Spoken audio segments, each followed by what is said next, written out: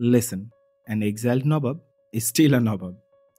And রেজালার উদ্ভাবন হয় তখন যখন বাংলার শেফসদের সংঘবদ্ধ হয়ে চিন্তা করে বের করতে হয় how to satisfy a nawab on a budget.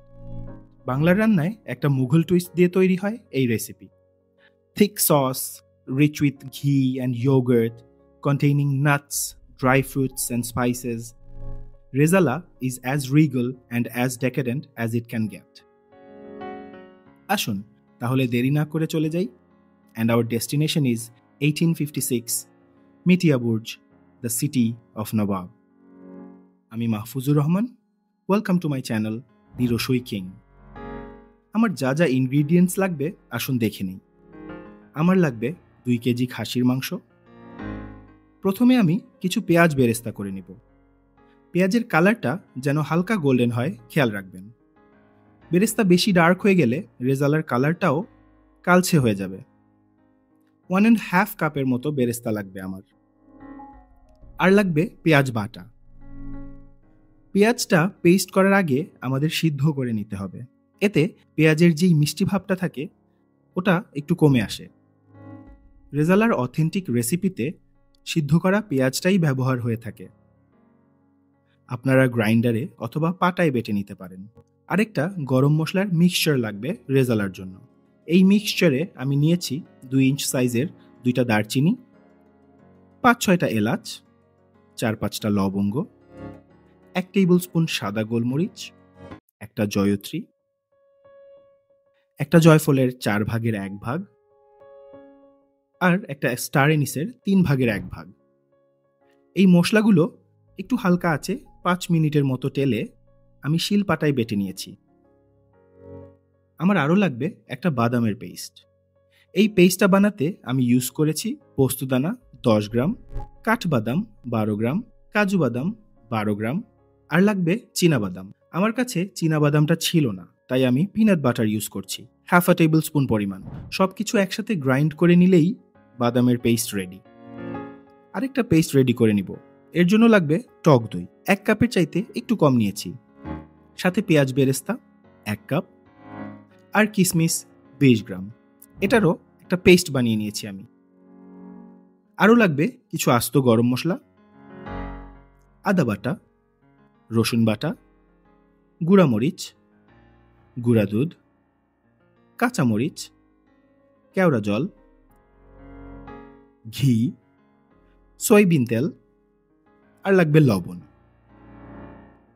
আমার সব কিছু রেডি, এখন রান্নার পালা।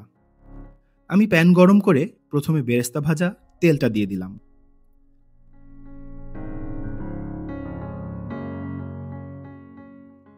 সাথে 3 টেবিল স্পুনের মতো ঘি অ্যাড করে দিব।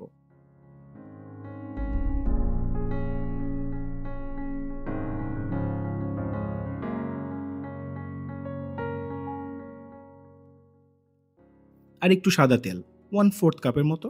সব মিলে এখানে অলমোস্ট 1 কাপের মতো তেল আছে। তেলটা একটু গরম হয়ে আসলে কিছু আস্ত গরম মশলা ভেজে নিচ্ছি।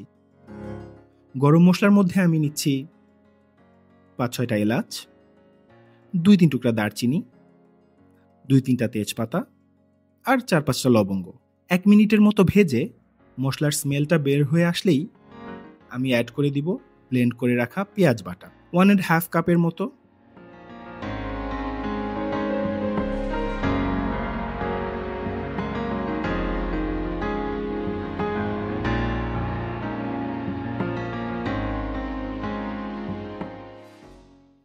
পেঁয়াজটা ভুনা হয়ে গেলে অ্যাড করে দিব 2 টেবিল স্পুন রসুন বাটা, 2.5 টেবিল স্পুন আদা বাটা,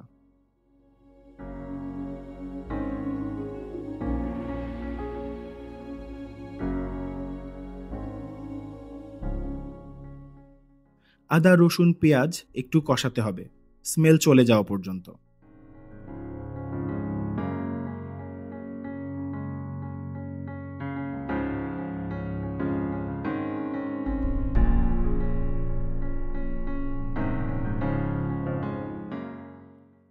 তারপর অ্যাড করব লবণ। লবণটা আপনারা স্বাদ মতো ইউজ করবেন।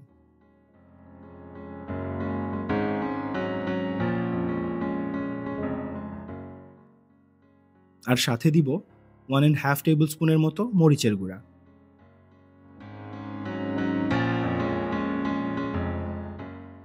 এবার সবকিছু একসাথে কষিয়ে মশলার বেইসটা তৈরি করে নিলাম।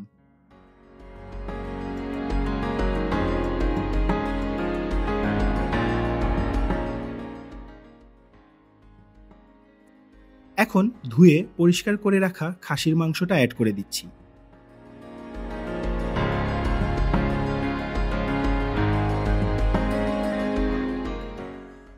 নেড়ে চেড়ে দিচ্ছি ভালো করে, যাতে মশলাটা সব মাংসগুলোর গায়ে মেখে যায়।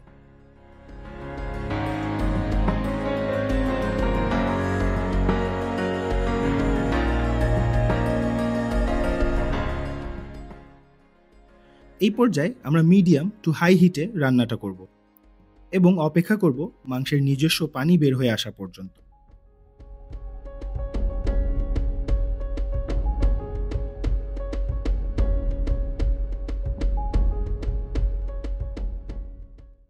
একটু পর পর আমি নেড়ে চেড়ে দিব, যাতে সব মাংসের টুকরোগুলো সমানভাবে রান্না হয়। মাংস নিজের পানিতেই অনেকটা রান্না হয়ে যাবে।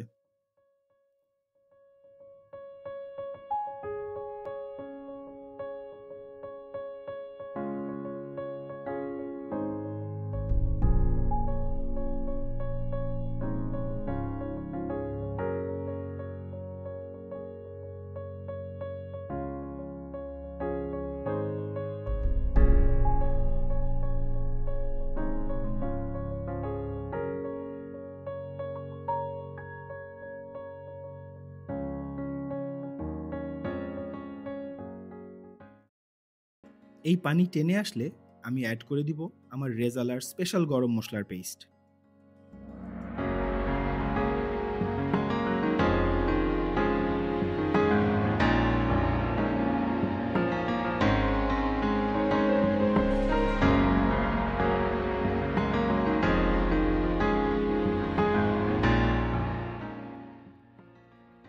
তার ঠিক একটু পর আমি অ্যাড করে দিচ্ছি আমার টক দই, বেরেস্তা আর কিশমিশের পেস্ট। এখান থেকে শুরু আমাদের গ্রেভিকে রিচ অ্যান্ড ডেকেডেন্ট করা। এবার সব কিছু একসাথে ভালো করে মিক্স করে দিব।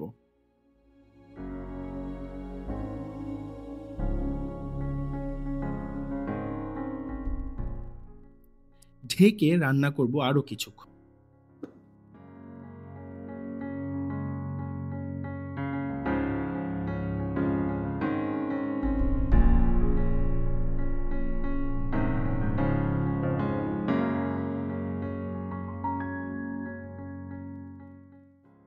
নেড়ে চেড়ে কষে নিব।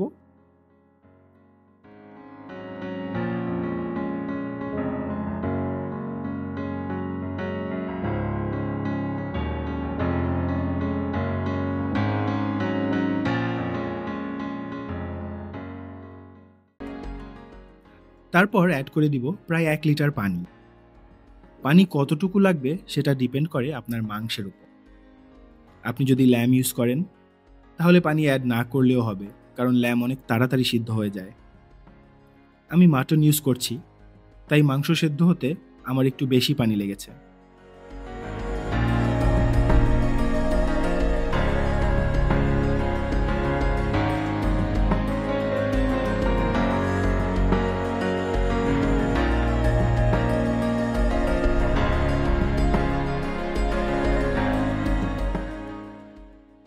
এই পানি কিছুটা টেনে আসলে আমি অ্যাড করে দেব আমার বাদামের পেস্ট।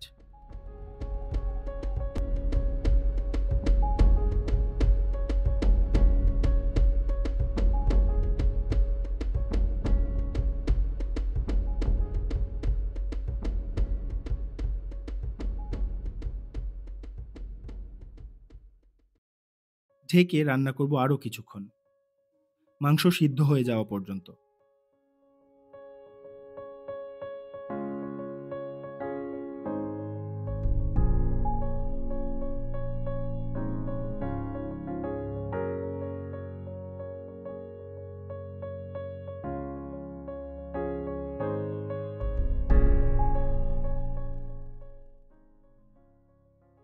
আমার রান্না অলমোস্ট শেষের দিকে। একটু মাংস চেখে দেখলাম ঠিকমতো সিদ্ধ হয়েছে কিনা। আমার মনে হচ্ছে একদম পারফেক্ট হয়েছে।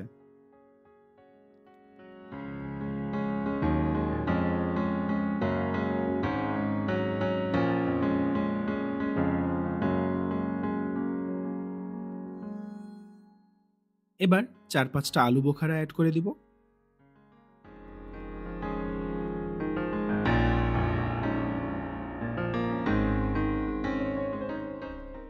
আর দিব 7-8টা কাঁচামরিচ।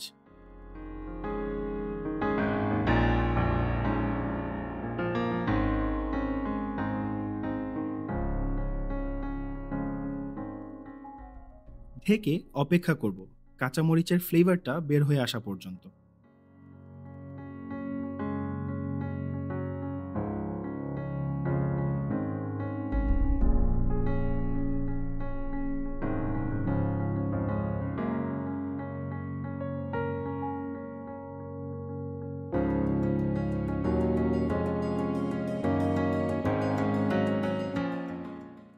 একদম শেষে আমি দিয়ে দিব milk powder, about 2-3 table spoon.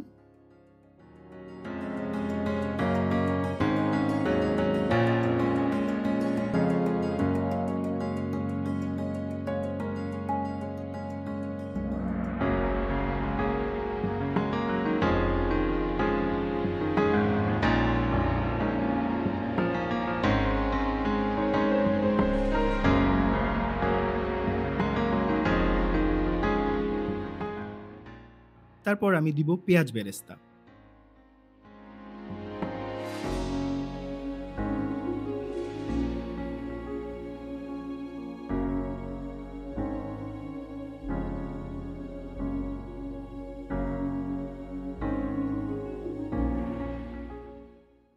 আর দিয়ে দিব একটু কেওড়া জল, 5-7 ফোঁটার মতো।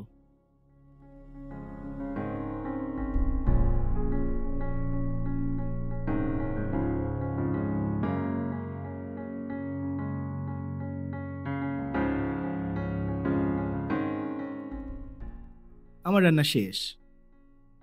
আপনারা আমার এই রেসিপিটা ট্রাই করে দেখবেন। আমি ভেরি শিওর আপনাদের ভালো লাগবেই। আর ভালো লাগলে আমাকে কমেন্ট সেকশনে জানাতে ভুলবেন না। আজকে এই পর্যন্তই। সবাই ভালো থাকবেন।